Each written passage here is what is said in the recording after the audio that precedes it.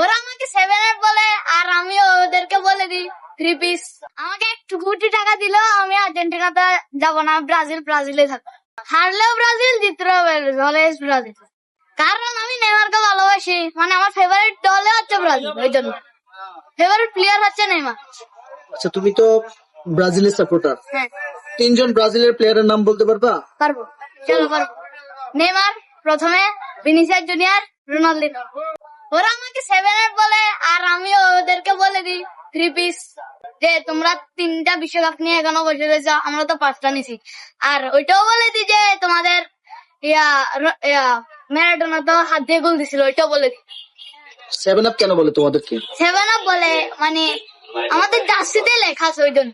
আর এমনি একবার জার্মানি থেকে 7টা গোল খাইছি, ওই জন্য 7 বলে। তারপরেও তুমি কেন ব্রাজিলকে সাপোর্ট করতে হবে? আর্জেন্টিনাকে কেন সাপোর্ট করলাম? না, আমি করবো না। কেন? কারণ মেসিকে আমার কাছে ভালো লাগে না, আমার নেইমারকে ভালো লাগে, ওই জন্য আমি ব্রাজিল সাপোর্ট করি। নেইমারকে যদি তুমি সামনে পাও কোনোদিন, হ্যাঁ, তোমার কি বলতে চাও তাকে?